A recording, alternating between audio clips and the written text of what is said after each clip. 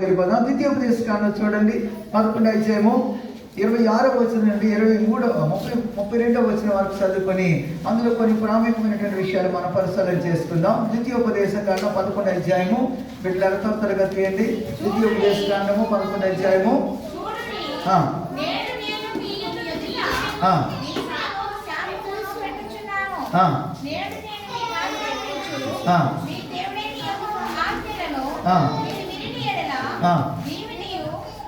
Page number 158, page number 156. Okay, God bless you. చదవండి.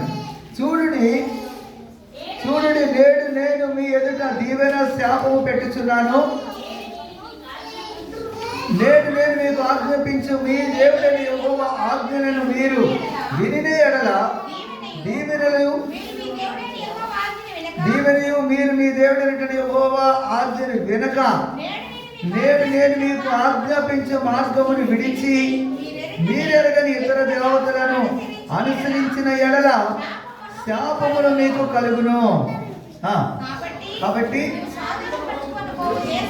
మీరు స్వాధీనపరుచుకున్న దేశమును మీ దేవుడైన యెహోవా నిన్ను చేర్చిన తరువాత గెరిజీమన కొండ మీద ఈ దీవెన వచనమును ఏబేలు కొండ మీద ఆ శాప వచనమును ప్రకటింపవలెను. అవి యోర్దాను అవతలగా సూర్యుడు అస్తమించు మార్గము వెనుక మెలెదోని సింధూరక్షముల దాపున గిల్గాలునకు ఎదురుగానున్న అనాబులో నివసించు కనానీయుల దేశములో ఉన్నవి కదా. మీరు చేరి మీ దేవుడైన యెహోవా మీకిచ్చుచున్న దేశమును స్వాధీనపరుచుకొనుటకు ఈ యోర్దాను దాటపోవచ్చున్నారు. మీరు దాన్ని స్వాధీనపరుచుకొని దాన్ని నివసించెదరు. అప్పుడు నేడు నేను మీకు నియమించుచున్న కట్టడలన్నింటినీ విధులన్నింటినీ మీరు అనుసరించి గైకొనవలెను. దేవుడు తన పరిశుద్ధ వాగ్దానాన్ని కూడా ఆస్వాదించునుగాక. బిడ్డలారా, చదవబడినటువంటి యొక్క ధర్మశాస్త్ర గ్రంథములైనటువంటి మాటలు వినండి. నేడు నేను మీ ఎదుట దీవెనలు శాపమును పెట్టుచున్నాను. నేను మీకు ఆజ్ఞాపించిన మీ దేవుడైన యెహోవా ఆజ్ఞలను మీరు వినిన ఎడల దీవెనయు వినక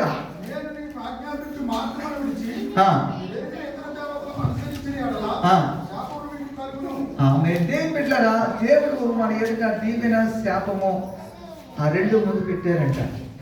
దీవెన ఎందుకు పెట్టారు, శాపం ఎందుకు పెట్టారని వచ్చిన వస్తుంది. శాపం ఎందుకు వర్తిరడానికి కాదు, రోజు రోజుకి డౌన్ అవ్వడానికి శాపం. దీవెన ఎందుకు, రోజు రోజుకి దీవించబడడానికి, వర్తిరడానికి, ఆశీర్వాదం పొందుకోవడానికి. జాగ్రత్త వినండి. దీవెన అనేది ఆశీర్వాదం పొందుకుంటూ అభివృద్ధిలోకి రావడానికి, మేలుకి సూచన. శాపం అనేది రోజు రోజుకి డౌన్ అవ్వటానికి, నశించిపోవటానికి అది సూచన. కాబట్టి శాపము దీవెన రెండు దేవుడు మన ముందు ఉంచాడు. ఏది కావాలో చాయిస్ నీకే ఇచ్చాడు. ఏం కావాలో కోరుకున్నాడు. ఇప్పుడు మనం ఇందులో కొన్ని ప్రాముఖ్యత ఇస్తాను, మనం పరిశీలన చేసుకుందాం. బిడ్డలారా, ఇక్కడ ఏమంటున్నారంటే, నేడు నేను నీకు ఆజ్ఞాపించుచున్న యెహోవా ఆజ్ఞను మీరు అనుసరించి నడిచిన ఎడల మీకు దీవెన. ఆయన ఆజ్ఞను అనుసరించి నడుచుకోకపోతే శాపం అన్నాడు. ఇంకా కిందకు మనం చూస్తే అక్కడ చూడండి, యోర్దాను నది అని అన్నారు. యోర్దాను దాటి 29వ వచనంలో, కాబట్టి మీరు స్వాధీనపరుచుకున్న దేశము మీ దేవుడైన యెహోవా నిన్ను చేర్చిన తరువాత గెరిజీము కొండ మీద ఆ దీవెన వచనము ఏబాలు కొండ మీద ఆ శాపన వచనం ప్రకటింపవలెను. ఆమేన్. దీవెన వచనం, శాపం వచనం రెండు ప్రకటించాలి. ఆ శాపం వచనం ప్రకటించాలి, దీవెన వచనం ప్రకటించాలి. ఇది లేవీయులకు దేవుడు ఇచ్చాడు ప్రకటించమని. Praise God. ఈ శాపం వచనం ప్రకటించిన తర్వాత శాప వచనాన్ని విని వాళ్ళ మనసు మార్చుకొని దేవుడికి లోబడి నడుచుకోవాలని, దీవెన వచనాన్ని విని దేవునికి అంగీకారంగా అనుకూలంగా నడుచుకుంటే దేవుడు దీవిస్తాడని, ఈ శాప వచనాలు విని వాళ్ళ మనసు మార్చుకుని దేవుడికి లోబడాలని. దేవుడు శాప వచనం, దీవెన వచనం రెండు కూడా ఇప్పుడు మళ్ళీ ఇక్కడికి వస్తారండి. ఇదే ద్వితీయోపదేశకాండం 28 అధ్యాయంకి వెళ్ళిపోతే 27 అధ్యాయం చూడండి. 27 అధ్యాయం 15 వచ్చిన చూడండి. యెహోవాకు హేయముగా శిల్పు చేతుల్లో మలిచిన విగ్రహమునే గాని చేసిన చోటు నుంచి చాటున ఉంచువాడు శాపగ్రస్తుడిని ఎలుగెత్తి ఇశ్రాయేలందరితో చెప్పగా ఆమేన్ అనవలెను. హల్లెలూయా. అంటే శిల్పి చేత తయారు చేయబడిన ఆ మోత విగ్రహమును వాళ్ళు మలిచిన చేతిని వాళ్ళంట చాటున కొంతమంది సీక్రెట్ గా ఉంచుకుంటారండి. తెలియజేయవరకు సీక్రెట్ ఉంచుకుంటారు. కొంతమంది ఏం చేస్తారంటే ఇళ్ళలో ఫొటోస్ ఉంటాయి. ఫొటోస్ తిరిగే చెప్తారు. పాస్టర్ గారు కానీ బ్రదర్స్ కానీ ఎవరైనా వస్తే పట్టించుకుంటారేమో, చూస్తారేమో, అడుగుతారేమో. చాలా సీక్రెట్ మెయింటైన్ చేస్తూ ఉంటారు. చాటునే దాచుకుంటుంటారు. కొంతమంది పెట్టిలో దాచుకుంటారు, కొంతమంది బీరువాలో పెట్టుకుంటారు, కొంతమంది ఎక్కడో దాచిస్తూ ఉంటారు. ఇవన్నీ కూడా దాచుకోవటం వల్ల మీకు ఆశీర్వాదం రాదు, దీవెన రాదు, శాపమే. చూసారా, చాటున శిల్పి చేతితో తయారు చేసిన మలిచిన ఆ యొక్క విగ్రహమును, పాత విగ్రహమును కానీ దాన్ని అంట చాటున దాచుకునేవాడు శాపగ్రస్తుడని ప్రజలందరితో చెప్పగా ఆమేన్ అనవలెను. అంటే శాపగ్రస్తుడు అవుతారంటారు. ఇంకా కింద చదవండి. తన తండ్రినైనను నిర్లక్ష్యం చేయవాడు శాపగ్రస్తుడని చెప్పగా ప్రజలందరూ ఆమేన్ అని చెప్పవాలన్నమాట. చూసారా బిడ్డలారా, తండ్రినే కానీ తల్లినే కానీ 24 వచ్చిన వెళ్ళిపోతారండి. చాటున పొరుగువాడిని కొట్టేవాడు శాపగ్రస్తుడని చెప్పగా ప్రజలందరూ ఆమేన్ అనవలెను. నిర్దోషికి ప్రాణహాని చేయుటకు లంచం పుచ్చుకొనివాడు శాపగ్రస్తుడని చెప్పగా ప్రజలందరూ ఆమేన్ అనవలెనంట. ఈ విధికి సంబంధించిన వాక్యాలను గైకొనకపోవటం వలన వాటిని స్థిరపరిచిన వాడు శాపగ్రస్తుడిని చెప్పగా ప్రజలందరూ ఆమేన్ అనవలెను. చూసారా దేవుని బిడ్డలారా, ఇక్కడ ఏంటంటే తన పొరుగు వాళ్ళని చాటున కొట్టినా గానీ వారు శాపగ్రస్తులే. 24 ఏమంటున్నారు చూడండి. చాటును పొరుగుని కొట్టేవాడు శాపగ్రస్తుడిని చెప్పగా ప్రజలందరూ ఆమేన్ అనవలెను. బిడ్డలారా, ఇప్పుడు చూద్దారండి 17 వచ్చిన వెళ్ళిపోదాం. తన పొరుగువాడిని సరిహద్దు రాయిని తీసివేయవాడు శాపగ్రస్తుడిని చెప్పగా ప్రజలందరూ ఆమేన్ అనవలెను. చూసారా, పొరుగు వాని యొక్క సరిహద్దు రాళ్ళు. కొంతమంది ఏం చేస్తారంటే పొలాల్లోనూ ఇళ్లలోనూ కొంతమంది జాగా దోచుకోవడం చూస్తుంటారండి. అంటే సరిహద్దు రాళ్ళు, ఇప్పుడు పురాతన సరిహద్దు రాళ్ళు నియమించి అక్కడ దాచిపెట్టి ఉంటారు. కానీ అలా జరిపిస్తూ ఉంటారు, దాచిస్తూ ఉంటారు దోచుకోవడానికి. దానివల్ల దీవెన రాదు కానీ శాపగ్రస్తులు అవుతారండి. చూసారా, ఇంకా ఏమంటున్నారు? గుడ్డివాని త్రోవను తప్పించి శాపగ్రస్తుడని చెప్పగా శాపగ్రస్తుడని చెప్పగా పరదేశికే గాని తండ్రి లేని వారికే గాని విధవరాలకే గాని న్యాయం తప్పి తీర్పు తీర్చువాడు శాపగ్రస్తుడని చెప్పగా పరదేశులు గాని విధవరాలకు గాని న్యాయం తప్పు తీర్చువాడు శాపగ్రస్తులు అవుతారంట. ఇవన్నీ కూడా దేవుని బిడ్డలారా శాపన సూచనలే. కానీ ఇప్పుడు రండి, ఇప్పుడు చూద్దామండి. ద్వితీయోపదేశకాండంలో ఉన్నాము. 11 అధ్యాయం 26 నుంచి మనం చదువుతున్నాం. దేవుని బిడ్డలారా 29 మనం చదివేము. కాబట్టి మీరు స్వాధీనపరుచుకున్న దేశము నీ దేవుడైన యెహోవాను చేర్చిన తరువాత కొండ మీద ఆ దీవెన వచనమును ఏబాలు కొండ మీద శాపన వచనం ప్రకటింపవలెను. ఇప్పుడు 30 వచనం. అవి యోర్దాను అవతల సూర్యుడు అస్తమించు మార్గము మోరేలోని సింధూర వృక్షములకు దావున గిల్గాలుకు ఎదురుగానున్న అరాబులో నివసించు దేశంలో ఉన్నవి కదా మీరు చేరి దేశమును స్వాధీనపరచుకొనుటకు యోర్దాను దాటబోచున్నారు. హల్లెలూయా. యోర్దాను దాటబోచున్నారు. యోర్దాను దేనికంటే ఇప్పుడు ఆ శాపగ్రస్తమైనటువంటి దేశం నుంచి ఆశ్రదింపబడిన దేశానికి మనం రావాలని. ఇప్పుడు అదే కనానీయులు నివసించే దేశంలో అక్కడ యోర్దాను దాటి రాబోతున్నారని చెప్పేసి అన్నాడు. చూసారా, యోర్దాను దాటి రాబోతున్నటువంటి వారు కనానీయులు నివసించిన, కనానీయులు అంటే శాపగ్రస్తమైనటువంటి దేశము. కనానీయులు శాపగ్రస్తులు. ఆ శాపగ్రస్తమైనటువంటిది ఎలాగొచ్చింది, కనానీయులకి ఎలాగొచ్చింది అంటే అక్కడ చూడండి ఒకసారి. దేవుని బిడ్డలారా కొన్ని విషయాలు మనం ధ్యానం చేసుకుందాం, నేర్చుకుందాం. ఆదికాండంలో 9:21 వచనంలో అక్కడ శాపగ్రస్తులు ఎలా తయారయ్యారో అక్కడ మనం చూద్దామండి. పిమ్మట ద్రాక్షారసము త్రాగి మత్తుడై తన గుడారంలో వస్త్రహీనుడుగా నుండెను. అప్పుడు కానానుకు తండ్రి అయిన హాము తన తండ్రి వస్త్రహీనుడే ఉండుట చూచి బయటనున్న తన ఇద్దరు సహోదరులకు ఆ సంగతి తెలిపాను. అప్పుడు షేమును యాకోబును వస్త్రం ఒకటి తీసుకొని తమ ఇద్దరు భుజముల మీద వేసుకుని, కానానుకు తండ్రి అని అన్నారు చూసారా, అతడు శాపగ్రస్తుడయ్యాడండి. ఈ శాపం వల్ల కానాను దేశమంతా శాపం. ఇప్పుడు కానాను దేశం గురించి ఇక్కడ చెప్పారు కదా. ఇప్పుడు మనం చూసాం రండి, ద్వితీయోపదేశకాండం 11:30 మళ్ళీ చదువుదాం. అవి యోర్దాను అవతల సూర్యుడు అస్తమించే మార్గము వెనుక మోరేబు సుందరక్షము దాపునకు గిల్గాలునకు ఎదురుగానున్న అరాబులో నివసించు కనానీయుల దేశంలో ఉన్నవి. అదిగో కనాన దేశంలో అంటే కనాన దేశము దాటి రావాలి, యోర్దాను దాటి రావాలి. యోర్దాను దాటి రావడం గురించి ఇప్పుడు కొన్ని విషయాలు మనం నేర్చుకున్నాం బిడ్డలారా. యోర్దాను గురించినటువంటి విషయాలు ఎందుకు చెప్తున్నారంటే, ఇప్పుడు చూడండి, యెహోషువ గ్రంథం 5:2 చదువుదాం. యెహోషువ గ్రంథం 5:5.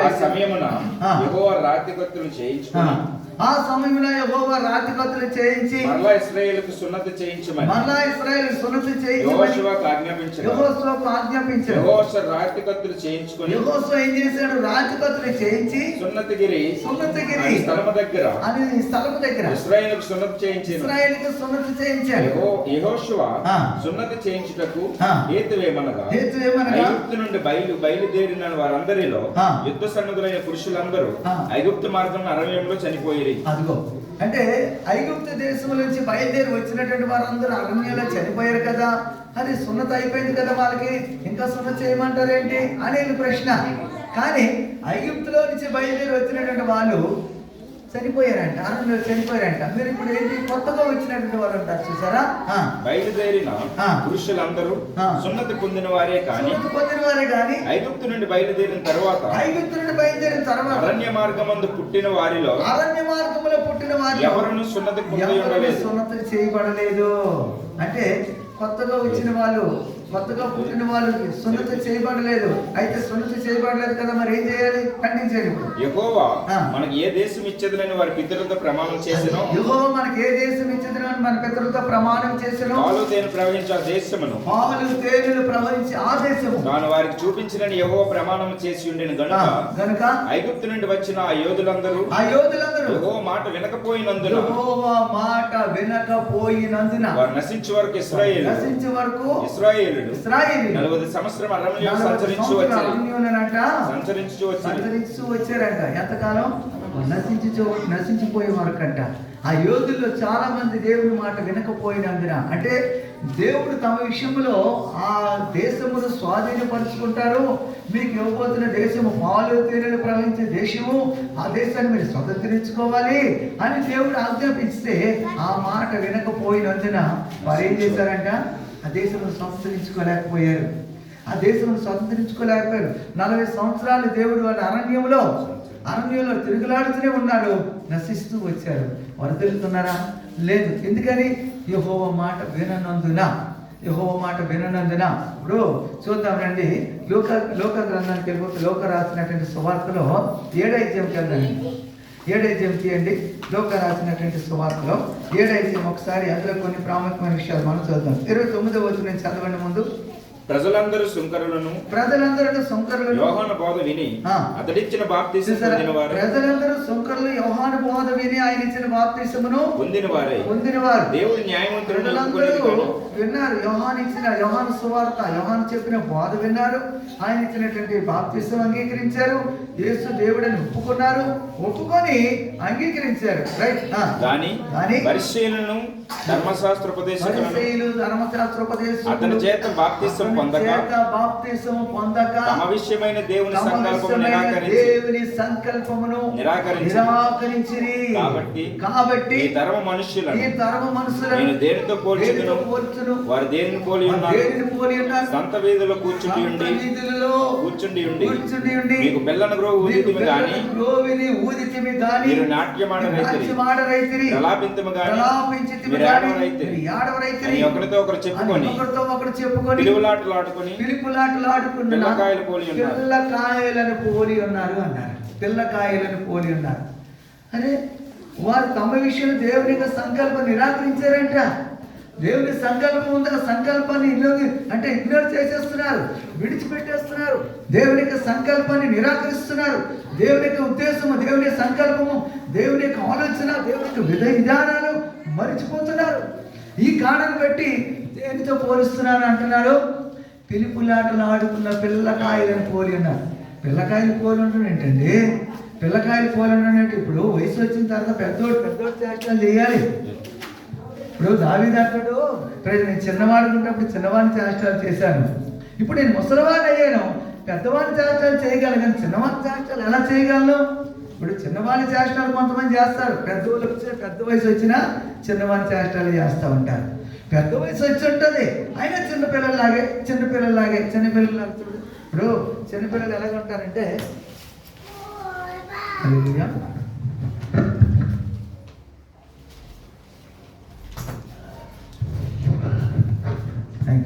చిన్నపిల్లలు ఎలా ఉంటారు? ఇప్పుడు చూడండి, కొంతమంది మెచ్యూర్ అయినా కానీ కొంతమంది అంటే పెద్ద వయసు వచ్చేసినా సరే ఇంకా నోట్లో పాల పేపర్ పెట్టినట్టే, ఇంకా మెచ్యూరిటీ లేదనమాట, మైండ్ మెచ్యూరిటీ అవ్వట్లేదు. ఇంకా ఇప్పుడు చిన్నపిల్లల్లా ఎలా ప్రిపేర్ అవ్వగలం, ఎలా తయారవ్వాలి చెప్పండి? ఇప్పుడు చిన్నపిల్లలు ఉన్నారండి, ఇప్పుడు ఆ పిల్లలు ఉన్నారు, పక్క తడిపిస్తూ ఉంటారు అనుకుందాం, పక్క తడిపిస్తారు చిన్నపిల్లలు. పెద్ద వయసు వచ్చాక కూడా ఇంకా పక్క తడుపుతున్నారంటే ఇంకా అది మెచ్యూర్ అవ్వలేదని అనుకోవాలి, అంతే కదా? స్ప్రేస్ వాడు అంచేత అక్కడ ఏమంటున్నారు, దేనితో పోలుతున్నావు? అని వయసు వచ్చింది, పెద్ద వయసు వచ్చాక పెద్ద పిల్లలు చేష్టాలు చేయాలి కదా, మెచ్యూరిటీకి వచ్చేసేయాలి. ఇంకా నువ్వు చిన్నపిల్లలాగా పిలుపులాటలు ఆడుకున్న పిల్లకాయలను పోలి ఉన్నారంట. పిల్లకాయలు పోలి ఉన్నారా? పిల్లకాయల ఇది ఎలా అవుతుంది చెప్పండి?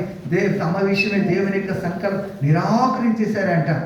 ఇక్కడ అందుకే ఏమంటాడు ద్వితీయోపదేశకాండంలో, ఇప్పుడు యెహోషువ గ్రంథంలో 5వ అధ్యాయంలో మనం ఉన్నాం, 6వ అధ్యాయంలో మనం చూసినట్లయితే అక్కడ ఏమంటున్నారంటే చూడండి త్వరగా, యెహోవా మనకి ఏ దేశం ఇచ్చేదని యెహోషువ గ్రంథం 5వ అధ్యాయము 6వ వచనం, యెహోవా మనకి ఏ దేశం ఇచ్చేదని వారి పితరులతో ప్రమాణం చేశారు. ఏ దేశం ఇచ్చేదని తమ పితరులతో ప్రమాణం చేశారు. పాలుతేనెలు ప్రవహించే దేశం, పాలుతేనెలు ప్రవహించే దేశం తాను వారికి చూపించినని యెహోవా ప్రమాణం చేసి ఉండెను గనుక ఐగుప్తుల నుండి వచ్చిన యోధులందరూ, ఐగుప్తుల నుండి వచ్చినటువంటి పెద్దలు యోధులు అందరూ యెహోవా మాట వినకపోయినందున ఏం చేశారు? యెహోవా మాట వినకపోయినందున నశించే వరకు ఇశ్రాయేలు 40 సంవత్సరాలు ఆయన వారికి ప్రతిగా పుట్టించిన వారి కుమారులు సున్నతి పొంది ఉండలేదు గనుక వారికి సున్నతి చేయించారు. మార్గమున వారికి సున్నతి చేయబడలేదు. కాబట్టి సమస్త జనములు పొందుట తీరిన తర్వాత తాము బాగుపడి వరకు పాలెంలోని తమ చోట్ల బాగుపడి వరకు అలా ఏం చేశారంట?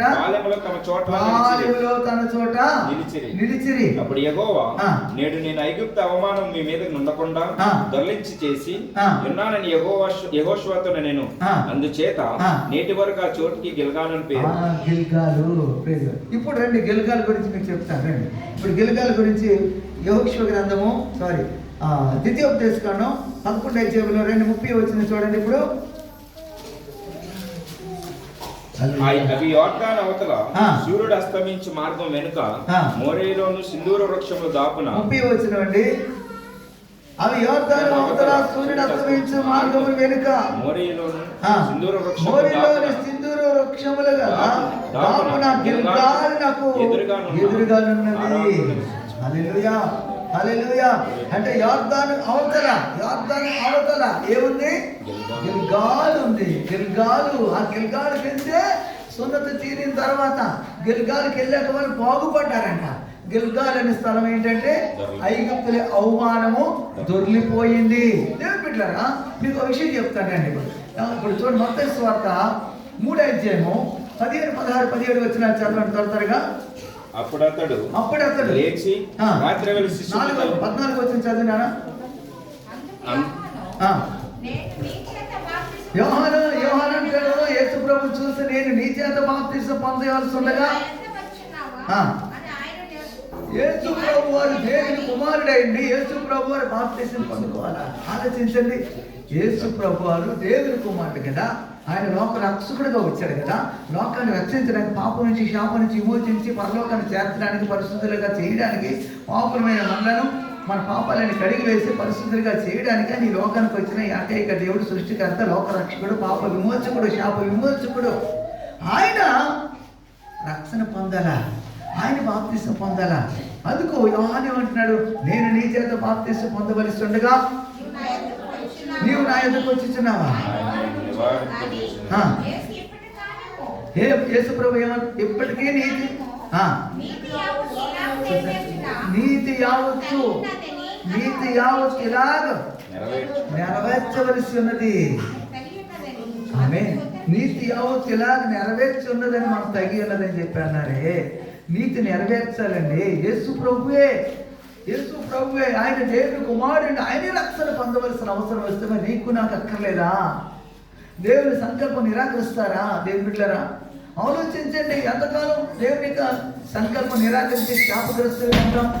ఇప్పుడు గిల్గాల్ అనేటువంటి స్థలం దగ్గరికి వచ్చేసరికి ఐగుప్తుల యొక్క నింద దొరికిపోయింది అని అన్నారు. ఐగుప్తుల యొక్క శాపము దొరికిపోయింది. గిల్గాల్ అనే స్థలం దగ్గరికి రాకపోతే ఆ శాపం ఇంకా వాళ్ళ మీద అలా కంటిన్యూగానే ఉంటుంది, ఆ నింద వాళ్ళ మీద ఉంటుంది, ఆ శాపం వాళ్ళు వేస్తూ ఉంటుంది.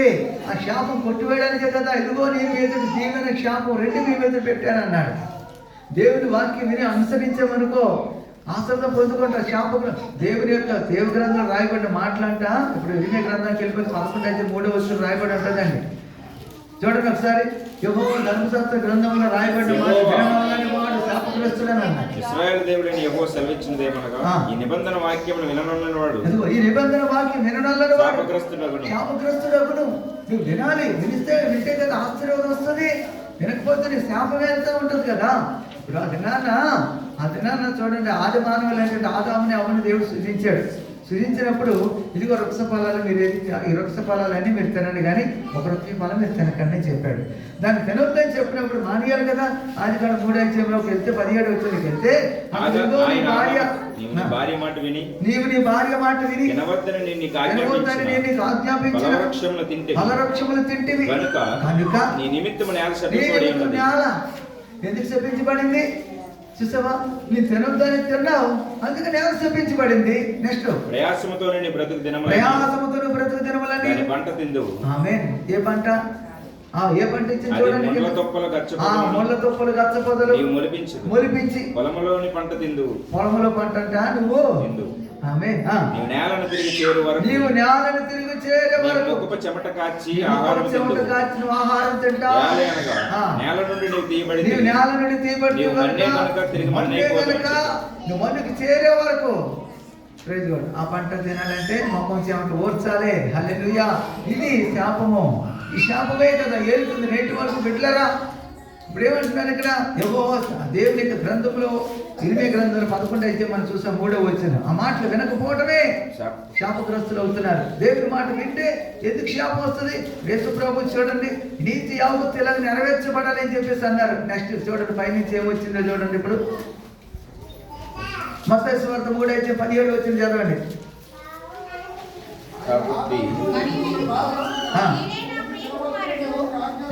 ఎక్కడి నుంచి వచ్చింది స్వరం? 16వ వచనం చదవండి. యేసు బాప్తిసం పొందిన వెంటనే నేలలో వచ్చేసరికి ఇదిగో ఆకాశము తెరవబడి దేవుని ఆత్మ పావురం వలె అతని మీదకి దిగి వచ్చి చూచెను. మరియు ఇదిగో ఈయనే నా ప్రియ కుమారుడు, ఈయన యందు నేను ఆనందించుచున్నాను. హల్లెలూయా. బిడ్డలారా ఇప్పుడు ఆలోచించండి, వాడు చెప్తున్నాను. ఇప్పుడు 30 సంవత్సరాలు యేసు ప్రభు వారు ఆయన పని కొరకే వచ్చారు. నా తండ్రి పని చేయవలసి ఉందని 12 ఏటనే ఆయన లోక సువార్తలు మనకు 2:5 మనకు కనపడుతుంది. 49 వచ్చి నుంచి మనం చదివితే 12 ఏటలోనే యేసు ప్రభు వారు యెరూషలేము దేవాలయంలో బోధించడానికి వచ్చారు. ఆ తల్లి తండ్రి వెతకడానికి వచ్చినప్పుడు, ఏమయ్యా ఇక్కడ కూర్చున్నావా, నేను వెతుక్కొని 3 రోజుల నుంచి ఇలా తిరుగుతున్నామయ్యా బాబో, ఏంటి మాకు మాట చెప్పావు కదా, ఇక్కడ కూర్చున్న ప్రసంగం చేస్తున్నావు అంటే మా తండ్రి పని చేయవలసి ఉంది మీకు తెలీదా అని అంటారు. సరే, ఇప్పుడు యేసు ప్రభు తన తండ్రి పని చేయాలని 12 ఏళ్ళ నుంచి ఆయన వచ్చారు కదా. ఇప్పుడు 3 సంవత్సరాలు 30 సంవత్సరాలు దాటిన తర్వాత ఆయన బాప్తిసం పొంది ఒడ్డుకొచ్చేసరికి ఇప్పుడు ఆకాశం తెరబడి పరిశుద్ధాత్మ దేవుడు పౌరు వల్ల దిగి వచ్చి ఆయన మీదకి వచ్చి ఇదిగో ఈయన నా ప్రియ కుమారుడు, ఈయన యందు నేను ఆనందించుతున్నానని పరలోకము నుండి శబ్దం వినబడిందంటే దేని పిల్లరా, మరి అంతవరకు ఆయన ప్రియ కుమారుడు కాదా? అంతవరకు తండ్రి కుమారుడు కాదా? అంతవరకు ఆయన యందు ఆనందించలేదా? ఆలోచించిన మాట. ఎందుకని? ఆజ్ఞ నెరవేర్చబడిన తర్వాతే యేసుక్రీస్తు ప్రభువారు దేవుని కుమారుడే అండి కూడా నీతి యావత్తు ఎప్పటికెలా కానేమో అని యోహానుతో చెప్పి బాప్తిసం పొంది వాక్య ప్రకారంగా బాప్తిసం పొందిన తర్వాత అప్పుడు కదా తండ్రి అయినటువంటి దేవుడు ఈయన ఇప్పుడు నా ఆజ్ఞను అనుసరించాడు, ఈయన నేను ఆనందిస్తున్నాను. హల్లెలూయా, హల్లెలూయా. నేను పెట్టారా యేసు ప్రభు పరిశుద్ధాత్మ ఆయన మీద దేవుడికి కుమారుడికి లోకానికి వచ్చి ఆయనే త్రియేక దేవుడు అంటే మరి ఆయన మీదకి ప్రత్యేక పరిశుద్ధాత్మ దేవుడు దిగి రావడం ఏంటి? మీరు ఆలోచించారు ఎప్పుడైనా? నీతి యావత్తులాగా జరగాలంటే ఆయనకు సూచన యేసు ప్రభు ఆయన తండ్రి అయినటువంటి దేవుని యొక్క పరిశుద్ధాత్మ దేవుడు ఆయన మీద దిగి వచ్చాడు అంటే పర్టికులర్గా చాలా మంది ఏమంటారంటే బాప్తిసం పొందుకునే వెంటనే ఆ వాగ్దానం చేయబడిన వాగ్దానం వచ్చేసింది అంటారు. లేదు, పరిశుద్ధాత్మ నీ మీద దిగి రావాలి, పరిశుద్ధాత్మను అడగాలి, పరిశుద్ధాత్మను పొందాలి. బాప్తిసం పొంది మారు మనసు పొంది బాప్తిసం పొంది అప్పుడు పరిశుద్ధాత్మ వరము మీకును మీ పిల్లలకి దూరస్తులందరికీ కూడా చెందినని పేతురు బహిరంగంగా మీటింగ్ అని చెప్తాడు. 3 అధ్యాయంలో అక్కడ అపోస్తలుగా 2 అధ్యాయం 38 నుంచి మనం చదివినట్లయితే ఈ విషయాలు కనబడతాయి. మీరు పెట్టారా? ఇప్పుడు యేసు ప్రభువు పరిశుద్ధాత్మ ఆయన బాప్తిసం పొందిన తర్వాతే కదా పరిశుద్ధాత్మ దేవుడు ఆయన మీద దిగి వచ్చారు. Praise God. ఇప్పుడు ఆ పరలోకం నుండి ఏ శబ్దం పడుతుంది? ఈయన నా ప్రియ కుమారుడు, ఈయన నేను ఆనందించుచున్నాను. ప్రియదేవుని బిడ్డలారా, నువ్వు దేవుడి సంకల్పం నెరవేర్చావా? దేవుడు నీ అంతా ఆనందిస్తాడు. నువ్వు దేవుడి సంకల్పం నెరవేర్చకపోతే ఆయన నిన్ను బట్టి దుఃఖపడుతుంటాడు. దేవుడి యొక్క సంకల్పం నిరాకరించినందుకు అక్కడ లోకస్వార్థం మనం చూస్తాం 7వ అధ్యాయంలో దేవుని సంకల్పం ధర్మశాస్త్ర ఉపదేశకులు శంకరులు ప్రజలందరూ బాప్తిసం పొందారంట, ఆయన ఒప్పుకున్నారంట. కానీ ధర్మశాస్త్ర ఉపదేశకులను 10 ప్రధానులను బాప్తిసం పొందాక నిరాకరించేశారు. తమ విషయంలో దేవుని సంకల్పం నిరాకరించారు. ప్రియమైనటువంటి దేవుని బిడ్డలారా, రేపు వచ్చే 25వ తారీఖున బాప్తిసం గురించి సిద్ధపడండి. ఎందుకంటే నీ విషయంలో దేవుని యొక్క సంకల్పం నిరాకరించి ఉండకూడదు, నువ్వు శాపగ్రస్తులకు ఉండకూడదు. ఐగుప్తు నింద నీ మీద దొరికిపోవాలి, ఐగుప్తు నింద నుంచి విడుదల పొందాలి. ఆ శాపం నుంచి నువ్వు విడుదల పొందడానికే కదా దేవుడు నిన్ను రక్షించుకోవాలని ఇప్పుడు మొదటి తెస్సలోనికీయులకు రాసిన పత్రిక 5వ అధ్యాయంలో 9వ వచనంలో ఏమని రాశారు చూడండి ఒకసారి. ఎందుకనగా ప్రభువైన యేసుక్రీస్తు ద్వారా రక్షణ పొందుటకే దేవుడు మనల్ని నియమించను గాని ఉగ్రత పాలవడానికి దేవుడు నియమించలేదు. దేవుడు పెట్టారా? ఉగ్రత పాల అవ్వాలా నువ్వు? కాదు, ఉగ్రత పాలు అవ్వద్దు. దేవుడు చెప్పిన మాట ప్రకారం చేయకపోతే శాపం నిలిచి ఉంటుంది, శాపం నిలిచి ఉంటుంది. ఆయన మాట ప్రకారం చేయలేనందుకు ఎంతోమంది శాపగ్రస్తులు అయిపోయారు. దేవుని బిడ్డలారా, ఆయన మాట వినాలి. అందుచేత ఒకసారి చూడండి గలతీ రాసిన పత్రిక 3వ అధ్యాయంకి వెళ్ళిపోదాం. 3వ అధ్యాయము 12 కొన్ని మాటలు చదివి మనం ముగించేసుకున్నాం. అయిపోయింది, సమయం అయిపోయింది. గలతీయులకు ధర్మశాస్త్రం విధించిన క్రియలను సంబంధులందరూ శాపములోనే ఉన్నారు. ఎందుకనగా ధర్మశాస్త్ర గ్రంథంలో రాయబడిన విధులన్నీ చేయటి యందు నిలకడగా ఉండని ప్రతి వాడును శాపగ్రస్తుడు అని రాయబడి ధర్మశాస్త్రం రాయబడిన మాటలు విధులన్నీ చేయటి యందు నిలకడగా ఉండని ప్రతి వాడును శాపగ్రస్తుడు. ఎందుకు శాపం తెచ్చుకోవాలి? యేసు ప్రభు ఆయన చిత్తాన్ని నెరవేర్చారు కాబట్టి ఈయన నా ప్రియ కుమారుడు, ఈయన నేను ఆనందించున్నాను. ఆ నీతి యావత్తు నెరవేర్చారండి. ఆయన నెరవేర్చారు. యేసు ప్రభు దేవుని కుమారుడిని నెరవేర్చారే. మన శాప పాప జీవితాన్ని అనుభవిస్తున్న మనం తల్లి గర్భం నుంచి మనం పుట్టిందే పాపాన్ని పుట్టాం. ఆ పాపం నుంచి దేవుడు మనం విమోచించేద్దా, శాపం నుంచి విమోచించేద్దా? ఇంకా శాపగ్రస్తులుగా ఉండాలని కోరుకుంటున్నావా? చూడండి, ధర్మశాస్త్ర వాక్యమును విధులన్నీ నిలకడగా ఉండని వాడు శాపగ్రస్తుడని రాయబడి ఉన్నది. ధర్మశాస్త్రం చేత ఎవడను దేవుని ఎదుట నీతిమంతుడిని తీర్చబడడు. ధర్మశాస్త్రం చేత ఎవడు దేవుని నీతిమంతుడిని తీర్చబడడు గాని సంగతి స్పష్టమే. నీతిమంతుడు విశ్వాస మూలముగా జీవించును. ధర్మశాస్త్రం విశ్వాస సంబంధమైనది కాదు గాని దాని విధులను అనుసరించేవాడు వాటి వల్లనే జీవించును. ఆత్మను గూర్చిన వాగ్దానం విశ్వాసం వల్ల మనకు లభించినట్లు లభించినట్లు అబ్రహాము పొందిన ఆశీర్వచనం, అదిగో అబ్రహాము పొందిన ఆశీర్వచనం క్రీస్తు యేసు ద్వారా అన్ని జనులు కలుగుటకై క్రీస్తు మన కోసం శాపమై మనల్ని ధర్మశాస్త్రం యొక్క శాపము నుండి విమోచించేశాడండి. మన కొరకు ఆయన శాపం అయిపోయాడు. మనం విమోచించి శాపం నుంచి విమోచించడానికి నువ్వు ఇంకా శాపగ్రస్తులుగా ఉండాలని కోరుకోవద్దు. శాపం నుంచి విమోచించండి. ఇదిగో నేడు నీ ఎదుట దీవెన శాపం నీ ఎదుట పెట్టాను అన్నాడు. శాపము ఎలాగొస్తుంది? వినకపోవడమే శాపం. ఆదాము ఏ విధంగా విన్నాడు? తన భార్య మాట విన్నాడు, దేవుని మాట వినలేదు, శాపం చేసుకున్నాడు. తన వల్ల నేల శపించబడింది. ప్రజలు అందుచేత దేవుని బిడ్డ శాపం అనేక విధాలుగా వస్తుంటది. వినకపోవడం వల్ల ఇంకో మాట చెప్తాను, ద్వితీయోపదేశకాండానికి వెళ్ళిపోతానండి. కొంతమంది తమకు తామే శాపగ్రస్తులు చేసుకుంటున్నారు. దేవుడు శాపగ్రస్తులకు ఎప్పుడు చేయడు. దేవుడు నిండించి అభివృద్ధి పొంది ఫలించాలి, గొప్పలు అవ్వాలని దేవుడు చూశాడు. కానీ తమకు తాముగా శాపగ్రస్తులు ఎలాగవుతున్నారు చూస్తారండి. ద్వితీయోపదేశకాండం 29 అధ్యాయము చూడండి. ద్వితీయోపదేశకాండం 29 అధ్యాయంకి వెళ్దానండి. ఇప్పుడు 29 అధ్యాయం ద్వితీయోపదేశకాండం. స్తోత్రం. 29 అధ్యాయము ఏ విధంగా శాపగ్రస్తులు అవుతున్నారో ఒకసారి చూడండి. 29, 11, 19 వచ్చిన చదివినా.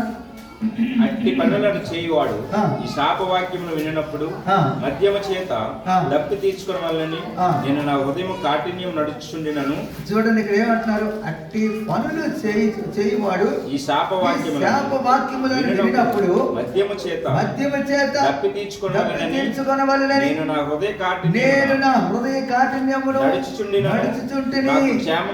నాకు క్షేమము కలుగునని ఆశీర్వాదము నొందిదునని అనుకుంటాడంట. ఎలా అనుకుంటాడు చూసారా? శాప వాక్యాలు వినేక కూడా హృదయాన్ని కఠినపరుచుకొని మద్యము చేతనంట, అంటే తాగి మద్యం చేత తాగినాను నేను ఇంకా ఆశీర్వాదం పొందుకున్నాను అనుకుంటాడంట. నేను ఇంకా నేను ఆశీర్వాదం నాకు ఉందనుకుంటాడంట. అయితే యెహోవా ఆయన్ని క్షమింపనన్నాడు. యెహోవా అయితే ఆయన్ని క్షమించనన్నాడు. అట్టివాడు మీలో నుండి ఎడల నిశ్చయముగా యెహోవా కోపమును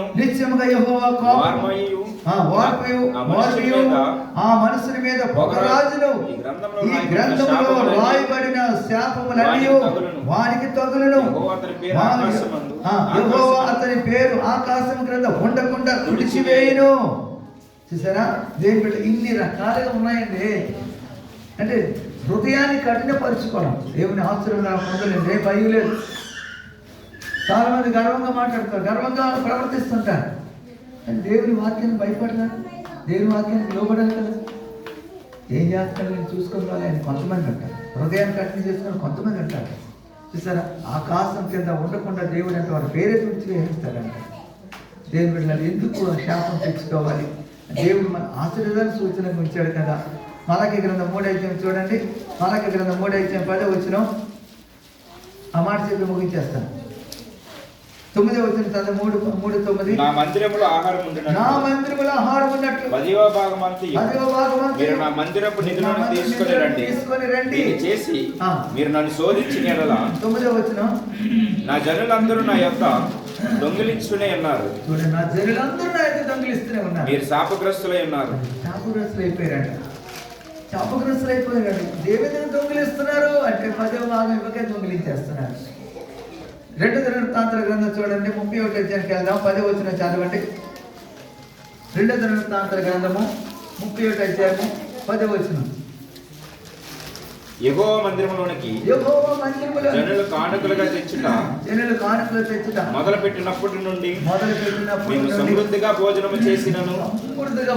చాలా మిగిలిచున్నది, ఇంకా చాలా మిగిలిపోయింది. యెహోవా తన జనులను ఆశీర్వదించినందున దేవుడు ఆశీర్వదించిన ఇంత గొప్ప రాశి మిగిలిందని రాజు మిగిలిందను. హల్లెలూయా. అంటే దేవుని మందిరానికి ఎప్పుడైతే కానుకలు తేవడం ప్రారంభించారో అప్పుడే